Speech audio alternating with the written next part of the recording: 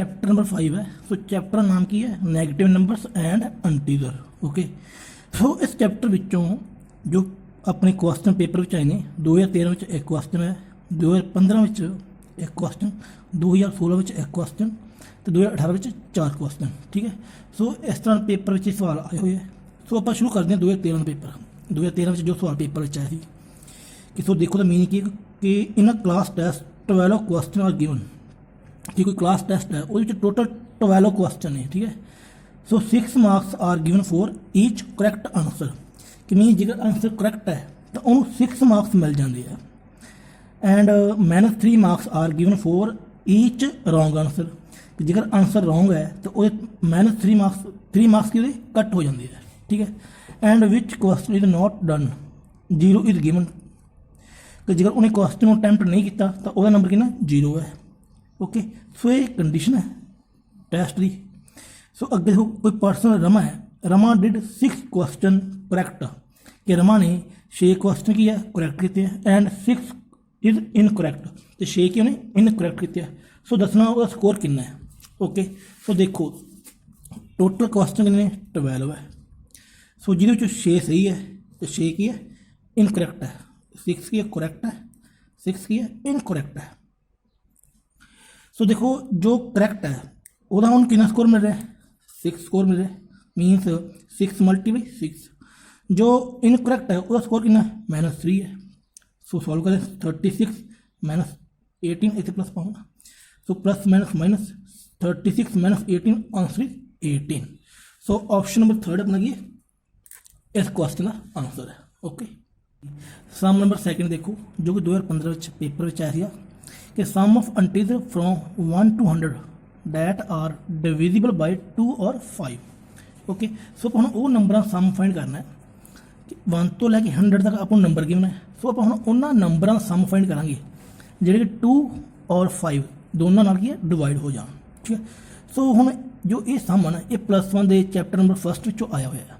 ठीक है, सो देखो हम इनू आप सॉल्व किवें करांगे। सो फस्ट आप गल करते हैं फॉर्मूले बारे, जो फॉर्मूला आप ये अप्लाई करांगे। तो देखो एक फॉर्मूला है कि number of A union B, A union B is equal to number of A plus number of B minus number of A intersection B. Okay, so हम A union B means A union B हमेशा or word use होएगा, A intersection B हमेशा both और and A word use होएगा। ठीक है, सो इस फॉर्मूले के अकॉर्डिंग आप जो 2 ਤੇ 5 है सो 2 ਨੂੰ ਲੈਟ ਕਰਾਂਗੇ ਆਪਾਂ, ਸੌਰੀ ए ਨੂੰ ਲੈਟ ਕਰਾਂਗੇ sum of integer which divide by 2 तो बी नू लैट करेंगे फार्मूले के according sum of integer divide by 5 तो ए इंटरसेक्शन बी नू लैट करेंगे sum of integer divide by 2 intersection 5। Okay, so देखो फस्ट आप इस फार्मूले के अकॉर्डिंग इस कंडीशन विचों उन्होंने नंबर का सम फाइंड करांगे जो 2 की डिवाइड हो जाना। ओके, सो सम का फार्मूला की अपना देखो sum of n term n/2 a plus A N तो ए का फार्मूला की अपने a plus n - 1 into D होंगे। ठीक है, सो देखो फस्ट आप फाइंड करें सम ऑफ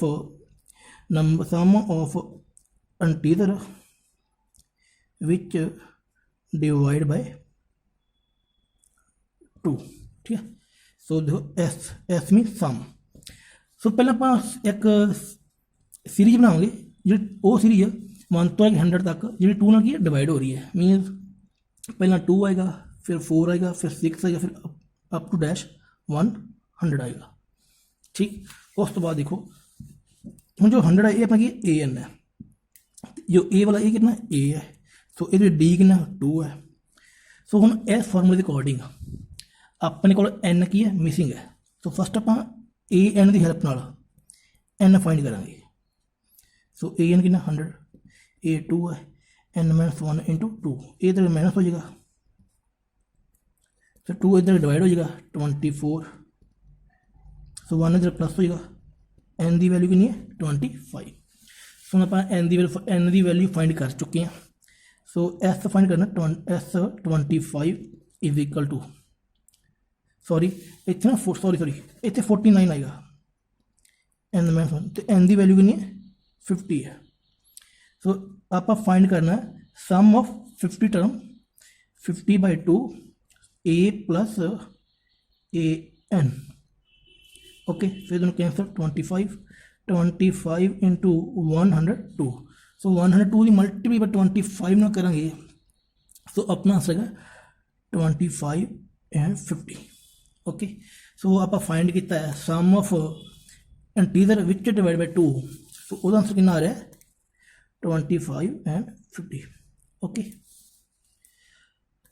सो हम आप ए की वैल्यू फाइंड कर चुके हैं सो बी की करेंगे फाइंड। सो देखो बी के किहड़े नंबर फाइंड करने हैं जो 5 नाल की डिवाइड हो रहे हैं।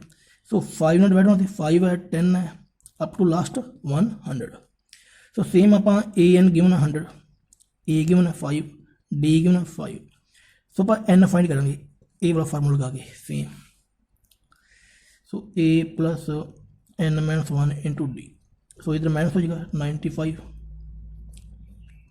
सो डिवाइड हो जाएगा 19 सो 1 प्लस हो जाएगा इधर आगे एन की वैल्यू 20 आएगी। सो हम आप एस 25 करेंगे सॉरी एस एन के एन की वैल्यू 20 भरेंगे। So S 20 is equal to 20/2 5 plus 100 ठीक। So cancel 10 into 105 so 10 and 50। So हम आप जोड़े नंबर 5 नाल डिवाइड हो रहे हैं सो उन्होंने सम कितना होगा 1050। Okay sum S mean sum which divide by 5 so वह कितना 1050। सो हम फाइंड करना सम फाइंड करना उन्होंने नंबरों का जिहड़े कि डिवाइड बाय 2 एंड 5 होना ठीक है। सो 2 एंड 5 जिहड़े दोनों के डिवाइड होंगे 2 एंड 5 के उपर।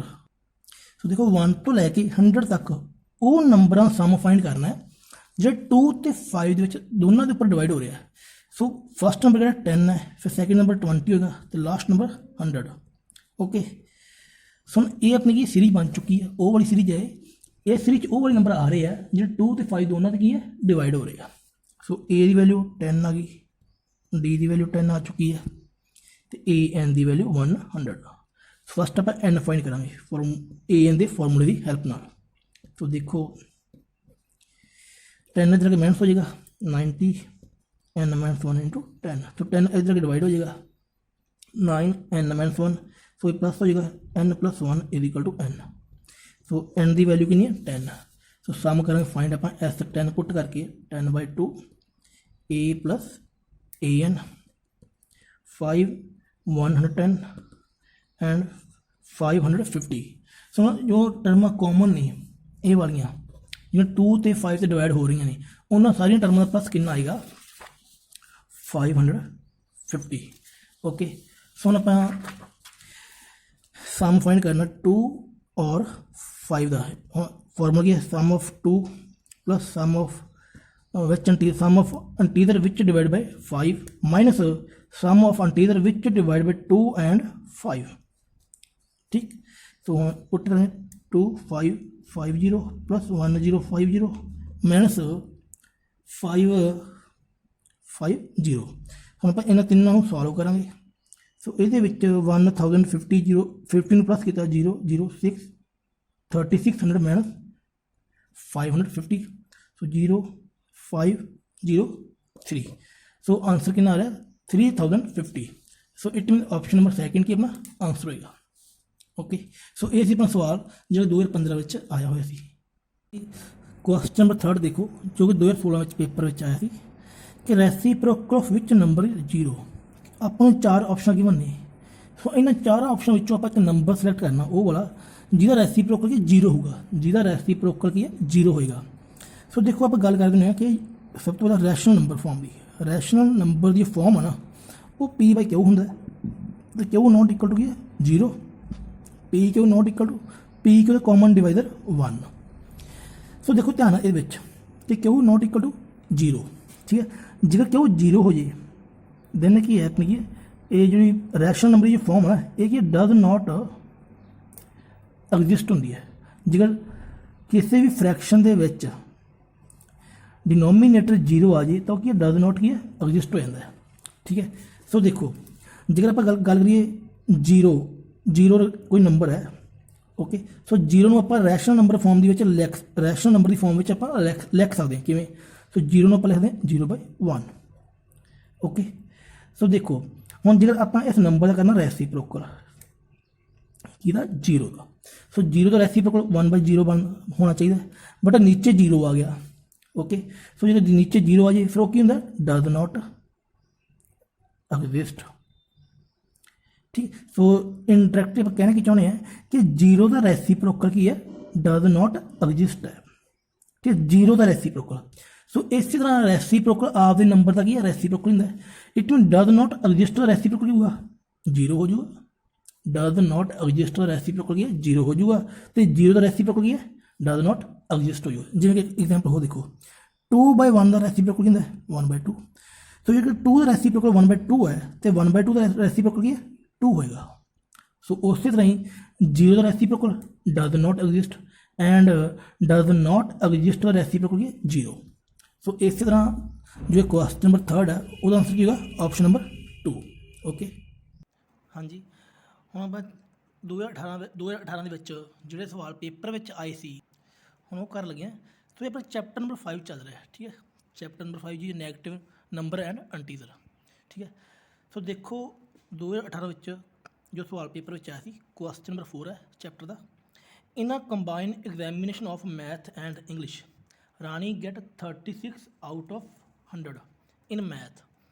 The number of marks Rani must get in English out of 150 so that she may get 42% marks. So देखो कि मैथ ਤੇ इंग्लिश ਚੋਂ ਦੋਨਾਂ ਦੇ ਕੀ ਕੰਬਾਈਨ ਟੈਸਟ ਹੋਇਆ ਹੈ। ਕੰਬਾਈਨ ਕੀ ਇੱਕ ਪੇਪਰ ਹੈ ਜਿਹਦੇ ਅਕੋਰਡਿੰਗ ਰਾਣੀ ਨੇ ਮੈਥ ਵਿੱਚੋਂ 100 ਦੇ ਵਿੱਚੋਂ 36 ਕੀ ਹੈ ਸਕੋਰ ਕੀਤਾ ਹੈ। ਓਕੇ, ਸੋ ਆਪਣਾ ਸਕੋਰ ਕੀ ਹੋਣਾ ਮੈਥ ਦਾ। ਸੋ ਉਹਨਾਂ ਨੇ ਪੁੱਛਿਆ ਕਿ ਰਾਣੀ ਇੰਗਲਿਸ਼ ਦੇ ਟੈਸਟ ਵਿੱਚੋਂ 150 ਵਿੱਚੋਂ ਕਿੰਨਾ ਸਕੋਰ ਕਰੇ ਕਿ ਉਹਦੀ ਟੋਟਲ ਪਰਸੈਂਟੇਜ ਕੀ ਹੈ 42 ਹੋ ਜੇ। ਓਕੇ, ਸੋ ਦੇਖੋ ਜੋ ਪਰਸੈਂਟੇਜ ਦਾ ਫਾਰਮੂਲਾ ਕੀ ਹੁੰਦਾ ਆਪਣਾ, ਦੇਖੋ ਪਰਸੈਂਟੇਜ ਦਾ ਫਾਰਮੂਲਾ ਕੀ ਹੈ ਕਿ obtain marks by total multiply 100 is equal to percentage. So ਇਹ ਆਪਣਾ ਕੀ ਫਾਰਮੂਲਾ ਹੈ ਪਰਸੈਂਟੇਜ ਦਾ। ठीक, सो देखो मैथ जो मैथ स्कोर है वो कि 100 ਦੇ ਵਿੱਚੋਂ 36 है। सो इंग्लिश का टोटल कितना है 150। सो इंग्लिश चो लैट कर लो उन्हें कितना स्कोर करना है वो एक्स कर लो। सो देखो टोटल कितना हो जाएगा 250 ਵਿੱਚੋਂ वो obtain करेगा 36 प्लस एक्स। सो एक ही अपना obtain है, सो एक ही है टोटल है। ठीक, सो हम परसेंटेज अपन गिवन ऑलरेडी परसेंटेज कितनी 42 है। सो इट मीन आप एक्स की वैल्यू फाइंड करनी है। सो ये तीनों कंडीशनों ये पुट कर दो।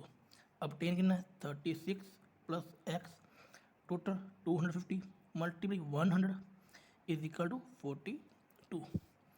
सो जीरो ना जीरो कैंसल हो जाएगा, तो इतने है 5 इतने है 2। Okay, 36 plus X is equal to 42 into 5। 2 ਨੂੰ ਆਪਾਂ ਇੱਧਰ ਲੈ ਕੇ ਜਾਵਾਂ ਡਿਵਾਈਡ ਹੋ ਜਾਏਗਾ 21 इंटू 5।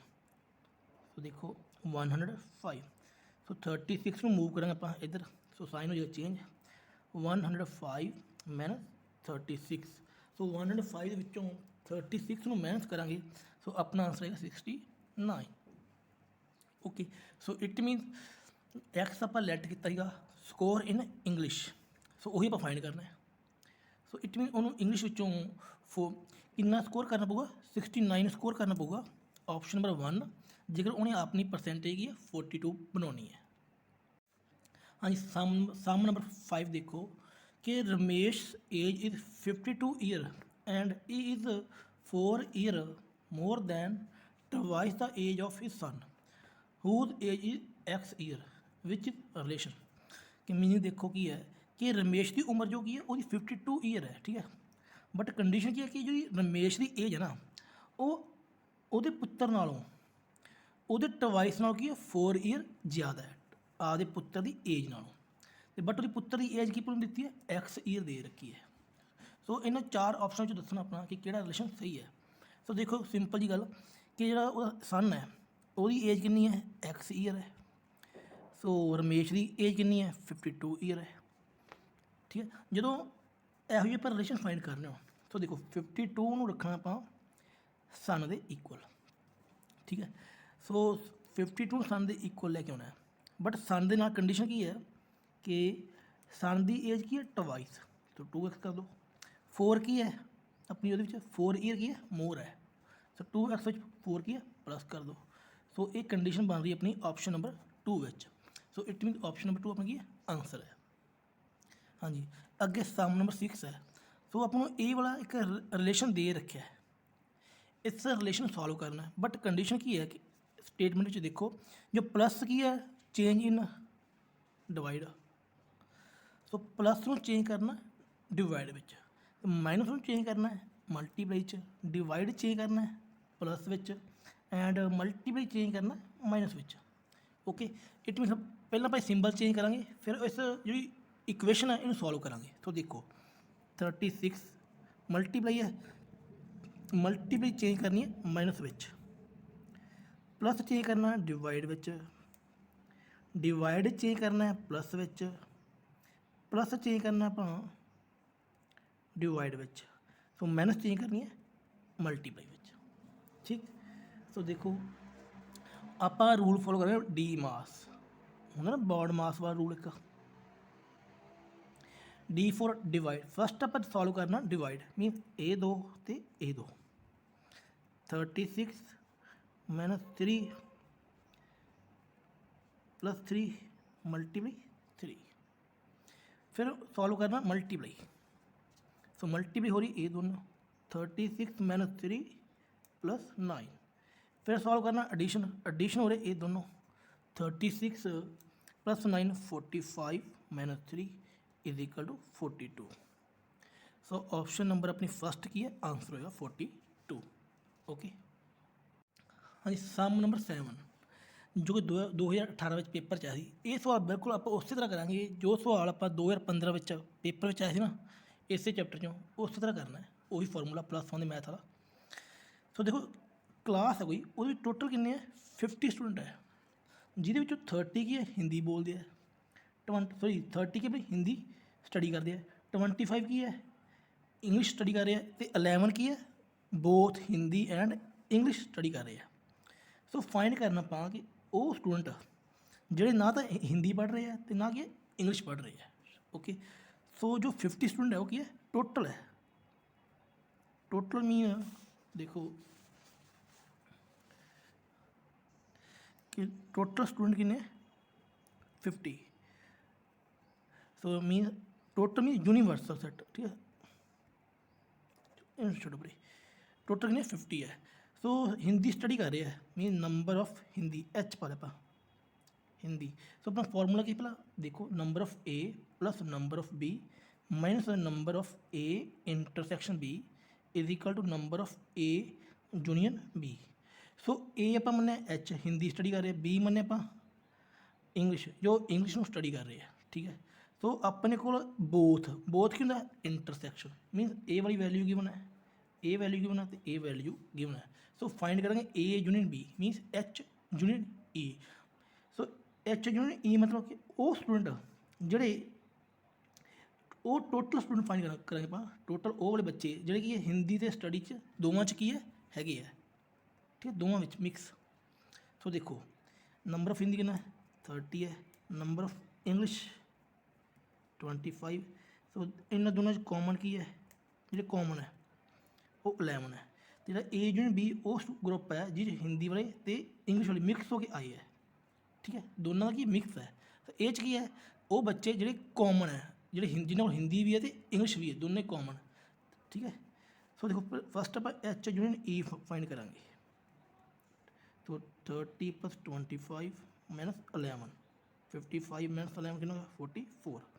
सो हम आप 44 टोटल वो बच्चे है जिन्होंने को हिंदी और इंग्लिश है, ठीक है, हिंदी और इंग्लिश, ठीक है, दोनों का मिक्स है। ਬਟ ਹੁਣ ਫਾਈਂਡ ਕਰਨੇ ਉਹ ਜਿਨ੍ਹਾਂ ਕੋਲ ਨਾ ਹਿੰਦੀ ਹੋਵੇ ਤੇ ਨਾ ਇੰਗਲਿਸ਼ ਹੋਵੇ, ਮੀਨ ਇਹਦੇ ਓਪੋਜ਼ਿਟ ਜਾਣਾ ਹੈ, ਇਹਦੇ ਆਪਾਂ ਕੀ ਓਪੋਜ਼ਿਟ। ਸੋ ਇਹਦੇ ਓਪੋਜ਼ਿਟ ਉਹਦੇ ਓਪੋਜ਼ਿਟ ਜਾਣਾ ਮਤਲਬ ਕਿ ਇਹਨੂੰ ਆਪਾਂ ਟੋਟਲ ਵਿੱਚੋਂ ਮਾਈਨਸ ਕਰ ਦਾਂਗੇ।